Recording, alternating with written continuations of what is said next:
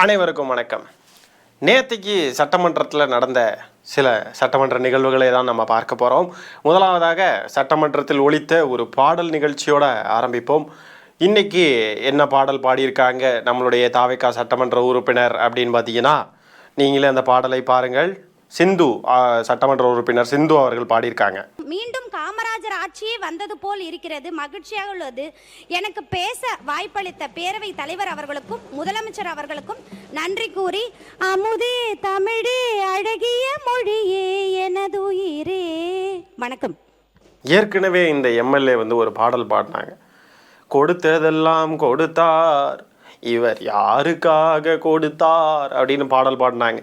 அப்போவே நான் அந்த காணொளி, நம்ம ஒரு காணொளி போட்டுருவோம். அந்த காணொளியில் நேர் விருப்பமாக புலி உருமுது இடி இடிக்குது அந்த பாட்டு பாடணும் அப்படின்னு கோரிக்கை வச்சுருந்தேன். நம்ம கோரிக்கை அவங்களுடைய சேவைகளை போய் சென்றடையவில்லை என்று தெரிகிறது. எதிர்பார்த்தேன் அடுத்த தடவை பாடினாங்கன்னா புலி உருமுது பாட்டு பாடுவாங்கன்னு. ஆனால் மிஸ் ஆயிடுச்சு. மீண்டும் நேர் விருப்பமாக நான் கேட்டுக்கொள்வது, மீண்டும் பாடுறப்போ புலி உருமுது இடி இடிக்குது பாட்டு பாடுறோம்னு சொல்லி கேட்டுக்கொள்கிறேன். சட்டமன்றத்தில் சூப்பர் சிங்கர் நிகழ்ச்சி நடக்குதுங்க. இன்னும் டான்ஸ் மட்டும்தான் பெண்டிங். அந்த டான்ஸ் ஆடுற நிகழ்ச்சி பேர் என்னது? இந்த மாதிரிலாம் பெருசாக பார்க்குறது இல்லைங்க, ஞாபகம் இல்லை. நீங்களும் வெல்லலாம் 1 கோடியா? வெல்லலாம், எல்லோரும் வெல்லலாம். சூப்பர் டான்ஸராங்க. அது பேர் என்னங்க? ஜோடி சீசன் 3, ஜோடி சீசன் 2 அந்த மாதிரி. இன்னும் அது மட்டும்தான் மிஸ்ஸிங். சூப்பர் சிங்கர் நடந்துருச்சு, ஜோடி சீசன் மட்டும்தான் இப்போ மிஸ்ஸிங். சீக்கிரமே யாராவது இறங்கி குத்தாட்டம் போல ஆரம்பிச்சுட்டாங்க அப்படின்னா அதையும் கண்டக்ட் பண்ணியாச்சு. அது மட்டும்தான் இப்போ மிஸ்ஸிங், மேஜர் மிஸ்ஸிங். ஒருத்தர் ஸ்க்ரீன்லாம் கேட்டுட்டாரு சட்டமன்றத்துக்குள்ளே. அதனால் எல்லாமே வந்துடும், தேட்டர் சம்மந்தப்பட்ட எல்லாமே உள்ளே வந்துடும். சட்டமன்றம் எப்படி ஆயிடுச்சு பாருங்க கைஸ். இவங்க எல்லாம் உள்ள போய் இல்லாத பெருமை எங்கள் தலைவருக்கும் இருக்கும் பண்ணு. அவர் நடந்து வந்தா கிளாஸா இருக்கு, அவர் பேசுறது எல்லாமே மாசா இருக்கு. ரொம்ப கம்மியா பேசுவார், அனைத்தையும் செயலில் தான் காட்டுவார். நிறைகுடம் எப்பொழுதும் தழுவாது பேரவை தலைவர் அவர்களே. Empty vessel makes much noise. ஒன்று புகழ் பாடுறாங்க, இல்லைன்னா பாட்டு பாடுறாங்க, அவ்வளோதான். ஏதாவது ஒன்று பாடிடணும். புகழ் பாடணும், இல்லைனா பாட்டு பாடணும். எதிர்கட்சி தலைவர் உதயநிதி ஸ்டாலின் அவர்கள் எந்திரிச்சு மக்கள் பிரச்சனைகளை கேள்வி கேட்கறதுக்கு கேள்வி கேட்டாங்க. அதுக்கு நேரம் இல்லை, உட்காருங்கன்னு சபாநாயகர் அவர்கள் உட்கார சொல்கிறாப்புல. இதெல்லாம் பேசாதீங்க, இதெல்லாம் நீங்கள் பேசக்கூடிய சப்ஜெக்டை ஒட்டி பேசுங்க, அது தாண்டி பேசாதீங்க. அது தாண்டி ஏதாவது பேசுனாங்க அவை குறிப்பிலிருந்து நீக்கப்படுகிறது அப்படின்லாம் சபாநாயகர் அவர்கள் அப்படியே ஸ்ட்ரிக்டாக இருக்காப்புல. எதுக்கு இப்படிலாம் இருக்காப்புலன்னு தெரியல. மக்கள் பிரச்சனையை பேசினா கூட அவர் இதெல்லாம் பேசாதீங்கன்னு தடுக்கிறாப்புல. ஆனால் இங்கே பாருங்கள், கொடுத்ததெல்லாம் கொடுத்தான்னு பாட்டு பாட விடுறாப்புல. இப்போ என்னன்னா, எங்கள் தளபதி கிளாஸாக இருக்காரு, மாசாக இருக்காரு அப்படின்ட்டுலாம் பேச விட்டுக்கிட்டு இருக்காரு. இப்படி ஒருதலை பட்சமாக சபாநாயகர் அவர்கள் செயல்படுகிறார். அடுத்தது காங்கிரஸ் சட்டமன்ற உறுப்பினர் ஒன்று எந்திரிச்சு பேச, அதுக்கு திமுக சட்டமன்ற உறுப்பினர் கே நேரு அவர்கள் எந்திரிச்சு பதில் சொல்ல வச்சு பிரித்து மேய்ஞ்சிட்டாருங்க மனுஷன். தரமான பதிலடிங்க. அது என்னன்றதை பாருங்க ஃபுல்லா. எங்களுடைய பாரத் ஜோடா யாத்திரை நடந்தனால தான் உங்களுக்கு இவ்வளவு எம்பிஸ் மேல கிடைச்சதுங்கிறத மறந்து விடக் கூடாது. உண்மைதான். அன்னைக்கு எங்களுடைய கூட்டணியால தான் உங்களுக்கு எம்பிஸ் கிடைச்சு, இவ்வளவு எம்எல்ஏஸ் கிடைச்சு என்பதை மறுப்பதற்கு இல்லை. அவங்க தமிழ்நாட்டுல மட்டும் யாத்திரை போகல, இந்தியா பூரா யாத்திரை போனாங்க. இந்தியா பூரா போது 40 இடம், தமிழ்நாட்டுல மட்டும் 10 இடம் உங்களுக்கு கொடுத்துருக்கோம், ஜெயிக்க வச்சிருக்கோம். போதும். போதும். தமிழ்நாட்டுல மட்டும் நீங்க பெற்றது கூட ஊரு பூரா 2 இடம் பெற்ற கூட 10 இடம் கொடுத்தது காங்கிரஸுக்கு. நாங்க பார்த்து ஊரு பூரா 2 இடம் பெற்றப்ப கூட 10 இடம் பெற்று தந்தது காங்கிரஸுக்கு நாங்க அப்படின்னு சொன்னாரு பாருங்க. எதிரில் அந்த அம்மா என்ன நிலைமைக்கு உள்ளாயிருப்பாங்களோ தெரியல. என்னமோ அந்த பாரத் ஜோடா யாத்திரை அந்த இதை இங்கே மட்டும்தான் அவர் நடந்தாரா? அவர் எல்லா இடமும் இந்தியா பூரா தானே நடந்தார். ஏன் இந்தியா பூரா அவருக்கு கிடைக்கல, இங்கே மட்டும் எப்படி கிடைச்சது அவருக்கு?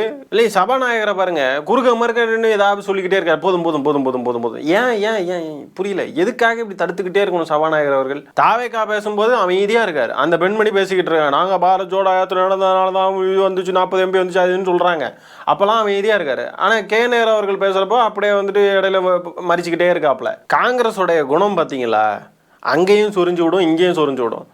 நேற்றுக்கு இப்போ சமீபத்தில் தாவேக்காவை சொரிய ஆரம்பிச்சிட்டாங்க. தாவேக்கா ஆட்சிக்கு வந்தது காரணம் நாங்கள் ஆதரவு கொடுத்ததுனால தான் ஆட்சிக்கு வந்துச்சு அப்படின்னு சொல்லிட்டு சொரிய ஆரம்பிச்சிட்டாங்க தாவேக்காவை.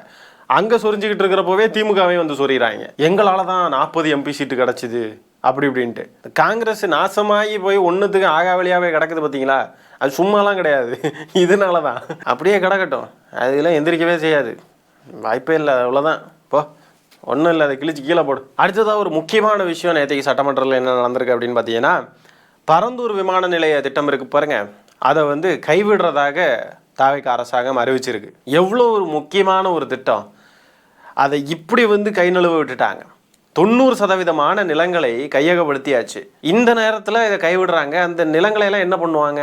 இன்னும் ஒரே ஒரு கிராமம் தான் இதை ஏற்றுக்கல. மற்ற கிராமங்கள் எல்லாரும் இதை ஏற்றுக்கிட்டு இழப்பீடு தொகை இருக்கு இல்லையா, அதையும் வாங்கவே செஞ்சுட்டாங்க. இப்போ இந்த திட்டங்களையும் கைவிட்டு அந்த நிலத்தை வச்சு என்ன பண்ண போகிறாங்க? திமுக 2006லயே புதுசாக சென்னைக்கு ஒரு ஏர்போர்ட் வரணும் அப்படின்னு சொல்லிட்டு ஒரு ப்ராஜெக்டாக ப்ரப்போஸ் பண்ணுது. அதிமுக அதுக்கப்புறம் 10 வருஷமாக தமிழ்நாட்டை ஆளுது. அந்த நேரத்தில் அந்த ப்ராஜெக்டை ட்ராப் பண்ணுறாங்க. சைமல்டேனியஸாக அதே நேரத்தில் பார்த்தீங்கன்னா பெங்களூர், ஹைதராபாத்லலாம் அவங்க ஊரில் அவங்க ஏர்போர்ட்டை கட்டி எல்லாத்தையும் டெவலப் பண்ண ஆரம்பிச்சிட்டாங்க. அப்புறம் 2021 இப்போ திமுக ஆட்சிக்கு மீண்டும் வருது.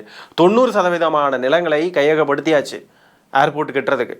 இப்போ தாவேகா ஆட்சிக்கு வந்து திருப்பியும் ஒன்றும் இல்லாமல் குழியை தோண்டி புதைச்சிட்டாங்க. இந்தியாவிலேயே 2வது அதிகமான பொருளாதாரமாக தமிழ்நாடு தான் வழங்கிக்கிட்டு இருக்கு. ஆனால் நம்மக்கிட்ட சென்னையில் 2வது ஒரு ஏர்போர்ட் இல்லை. இந்த நிலமையில தான் நம்ம இருக்கோம். 2வது ஒரு ஏர்போர்ட் கட்டுறதுக்கு 4-5 இடங்களை தேர்வு செஞ்சாங்க. பன்னூர் அந்த மாதிரி ஏதோ ஒரு சில இடங்கள்லாம் தேர்வு செஞ்சாங்க. அதெல்லாம் சுத்தமாக செட் ஆகலை. பரந்தூர் மட்டும்தான் சரியாக செட் ஆச்சு. எல்லாத்தையுமே ஆய்வு செஞ்சு எல்லாத்தையுமே கிளியராக, சும்மாலாம் கிடையாது. அது நம்ம ஏற்கனவே இதை பற்றி இன்னும் டீட்டெயிலாக பேசினா ரொம்ப டீட்டெயிலாக போயிட்டுருக்கோம். ஏற்கனவே இதுக்கெலாம் காணொலி போட்டிருக்கோம். நம்ம ஏர்போர்ட்ஸ் அத்தாரிட்டி ஆஃப் இந்தியா கிட்டே இருந்து அதுக்கான பெர்மிஷன்ஸ்லாம் வாங்கி அதுக்கு கரெக்டாக அதுக்குள்ள கைட்லைன்ஸில் தான் நம்ம வந்து செலக்ட் பண்ணி அதுக்கான வேலைகளெல்லாம் திமுக அரசு மேற்கொண்டுகிட்டு இருந்துச்சு. அந்த ஒரே ஒரு கிராம மக்கள் மட்டும் இதை ஏற்றுக்காமல் இருக்காங்க. அவங்கள மட்டும் கன்வின்ஸ் பண்ணி எப்படியாவது ஏர்போர்ட்டை வர வைக்கிறதுக்கான முயற்சிகளை திமுக அரசு எடுத்துக்கிட்டு இருக்கிறப்போ இப்போ ஆட்சி மாற்றம் நடக்குது. தாவேகா அரசாங்கம் இதை அப்படியே இப்போ கைவிட்டுட்டாங்க. இனி எப்படி ஏர்போர்ட் கட்ட முடியும்? இப்போ ஒரு ஏர்போர்ட்டு 2வது கெட்டி தான் ஆகணும். ஏன்னா இப்போ இருக்கக்கூடிய மீனம்பாக்கம் ஏர்போர்ட்டு அவ்வளோலாம் பெருசு கிடையாது. மற்ற மெட்ரோபாலிட்டன் சிட்டிஸில் இருக்கக்கூடிய ஏர்போர்ட்ஸ் எல்லாம் கம்பேர் பண்ணுறப்போ அவ்வளோ பெரிய ஏர்போர்ட்லாம் கிடையாது. நமக்கு வந்து இறங்கக்கூடிய ஃப்ளைட்ஸு, கார்கோ ஃப்ளைட்ஸ், அது இதுன்னு எல்லாத்துடைய எண்ணிக்கையும் நம்ம கம்பேர் பண்ணுறப்போ நமக்கு வந்து குறைவு தான். நம்ம இன்னும் டெவலப் ஆகணும். அப்போ இன்னொரு ஒரு ஏர்போர்ட் கட்டி தான் ஆகணும். இப்படி எதை பற்றியுமே யோசிக்காமல் கண்ணை மூட்டிட்டு இதை ட்ராப் பண்ணிட்டாங்க. இப்போ இந்த பரந்தூர் ஏர்போர்ட் விஷயத்தை பற்றி கொஞ்சம் கூட ஸ்டடி பண்ணல தாவேகா அரசாங்கம். அப்படியே வந்தாங்க, அப்படியே ரிஜெக்ட் பண்ணிட்டாங்க. தமிழ்நாட்டுடைய நலனுக்கு எது நல்லது, தமிழ்நாட்டுடைய டெவலப்மெண்ட்டுக்கு எது நல்லது, தமிழ்நாட்டுடைய ஃபியூச்சருக்கு எது நல்லது, இதை பற்றிலாம் கொஞ்சம் கூட யோசிக்கலைங்க. அவ்வளோதான். இதில் கொடுமை என்னன்னா, பரந்தூர் விமான நிலைய இதை வந்து இப்போ கைவிட்டுட்டாங்க பார்த்தீங்களா, இதை பற்றி சட்டமன்றத்தில் பேசவும் கூடாதுன்னு சொல்லிட்டாங்க. பெங்களூர் ஏற்கனவே நம்மளை ஓவர்டேக் பண்ணிட்டான். சீக்கிரமாக ஹைதராபாத்தும் ஓவர்டேக் பண்ணிடுவான். பூனேலாம் பார்த்தீங்கன்னா இன்னும் ஒரு 2-3 வருஷம் தான். விசாகப்பட்டினம் ஏற்கனவே வந்துட்டான். நம்ம எல்லாருமே என்ன பண்ணலாம் அப்படின்னா, விசில் ஊதிக்கிட்டு கற்காலத்தில் எப்படி கல்லில் இருந்து தீ வர வச்சு நெருப்பு கொளுத்தி வாழ்ந்தாங்களோ அந்த மாதிரி வாழ வேண்டியது தான். இப்போ ஏர்போர்ட் வந்து கைவிடப்பட்டதுனால ஏர்போர்ட் மட்டும் கைவிடப்படலை, காஞ்சிபுரம் வரைக்கும் போக இருந்த மெட்ரோ திட்டமும் தான். இதனால சுற்றி எவ்வளோ டெவலப்மெண்ட் வந்திருக்க வேண்டிய விஷயங்கள் எல்லாமே போச்சு. எல்லாம் நாசமாக மண்ணோட மண்ணாக போச்சு. முழுக்க முழுக்க முதலமைச்சர் விஜய் அவர்களுக்கு இருக்கக்கூடிய ஈகோவை சாட்டிஸ்ஃபை பண்ணணும் அப்படின்றதுக்காக தான் இந்த திட்டத்தை இப்போ கைவிடுறாங்க. மக்கள் நலன் பற்றிலாம் எதுவுமே யோசிக்கலை. இப்போ இந்த டிசிஷன் எடுத்ததுனால இது யாருக்கு ரொம்ப பிரோஜனமாக இருக்கும்னு பார்த்தீங்கன்னா, ஒன்று ஆந்திராவுக்கு, இன்னொன்று கர்நாடகாவுக்கு. ஏற்கனவே நமக்கு வர வேண்டியது எல்லாம் அங்கே போய்கிட்டு இருக்கு. நமக்கு வர வேண்டிய இன்வெஸ்ட்மெண்ட்ஸ்லாம் ஆந்திராவை நோக்கி போச்சு, நம்ம நிறைய பார்த்துருப்போம். நமக்கு தண்ணி தர மாட்டேன்னு சொல்லிட்டு கர்நாடகா கவர்மெண்ட் சொல்லிக்கிட்டு இருக்கு. இந்த மாதிரி இப்படி ஒரு தவறான முடிவு எடுக்கிறதுனால பக்கத்து மாநிலங்களான ஆந்திராவுக்கும் கர்நாடகாவுக்கும் தான் இது சாதகமான முடிவாக போய் அமையுது. ஒன்றும் இல்லை, நேற்றுக்கு வந்த ஒரு செய்தியை நான் சொல்கிறேன் பாருங்கள். ஆந்திராவில் மேலும் 2 ஏர்போர்ட் கட்ட போகிறதா பிளான் பண்ணியிருக்காங்க. சித்தூர் மாவட்டம் குப்பம் உட்பட ஆந்திராவில் மேலும் 2 விமான நிலையங்கள் அமைகிறது. நிலம் கையகப்படுத்த மாநில அரசு தீவிரம். இப்போ இதுதான் செய்தி, நேற்றுக்கு வந்த செய்தி பாருங்கள். தாவேகாவோடைய ஆட்சியில் தமிழ்நாட்டு மக்கள் நிம்மதியாக இருக்காங்களோ இல்லையோ, ஆந்திரா மக்கள் ரொம்ப நிம்மதியாக இருக்காங்க, மகிழ்ச்சியாக இருக்காங்க. ஏன்னா எல்லாமே அவங்களுக்கு கிடைக்குது. இண்டஸ்ட்ரீஸு இங்கே ஏர்போர்ட் வராதனால இப்போ அங்கே ஏர்போர்ட் கட்டிட்டாங்கன்னா அவங்களுக்கு தான் ப்ராஃபிட். எல்லாமே அவங்க தான் டெவலப் ஆவாங்க நல்லபடியாக. இதை வேற நிறைய பேர் கொண்டாடுறாங்க. இது வந்து ஏதோ திமுகவுக்கு எதிரான விஷயம்னு நினச்சிக்கிட்டு கொண்டாடுறாங்க. திமுகவுக்கு எதிராக நம்ம ஜெயிச்சிட்டோம் அப்படின்ட்டு, ஜெயிச்சிட்டோமாறான்னு கொண்டாடுறாங்க. தமிழ்நாட்டுடைய ஃப்யூச்சரை பற்றியெல்லாம் யோசிச்சா இது கொண்டாடக்கூடிய விஷயம் கிடையாது. இந்த இப்போ ஆந்திராவில் கட்ட போகிறாங்க. இந்த முடிவெல்லாம் எப்படி டக்குன்னு எடுப்பாங்க இவங்க? திமுக பிளான் பண்ணது ஏர்போர்ட்டுக்காக மட்டும் கிடையாது, இதை தெளிவாக புரிஞ்சுக்கணும். Airport city, HSR station, expressway connectivity, அப்புறம் மெட்ரோவுடைய எக்ஸ்டென்ஷன், இது எல்லாத்தையுமே திமுக சேர்த்து தான் பிளான் பண்ணுச்சு. இப்போ ஏர்போர்ட் திட்டம் கைவிடப்படுது அப்படின்னு சொன்னால் இது எல்லாமே சேர்ந்து தான் கைவிடப்படுதுன்னு அர்த்தம். இந்த மாதிரி ஒரு ப்ராஜெக்ட் இருக்குல்ல, இந்த மாதிரி ஒரு திட்டத்தை இதுக்கு முன்னாடி நம்ம எங்கேயுமே இந்தியாவில் கேள்விப்பட்டது கிடையாது. அந்த மாதிரி அருமையான ஒரு ப்ராஜெக்டாக இந்த ப்ராஜெக்ட் இருந்திருக்க வேண்டியது. இதை இப்போ கைவிடுறேன்னு சொல்லி நம்ம ஊர் டெவலப் ஆக வேண்டிய ஒரு விஷயத்தில் இப்போ மண்ணள்ளி போட்டுட்டு இது ஏதோ சாதிச்ச மாதிரி கொண்டாடிக்கிட்டு இருக்காங்க. உண்மையிலேயே ரொம்ப வருத்தம் அளிக்குது. ஆகவே நேற்றைக்கு நடந்த சட்டமன்ற நிகழ்வுகளையும் இந்த பரந்தூர் விமான நிலையம் கைவிடப்பட்டதை பற்றியும் நம்ம பார்த்துருப்போம். இதையெல்லாம் பற்றி உங்களுடைய கருத்துக்கள் என்னன்றதை கமெண்ட்ஸில் பதிவு பண்ணுங்கள். இந்த காணொலியை நான் இத்துடன் நிறைவு செய்து கொள்கிறேன். நன்றி, வணக்கம்.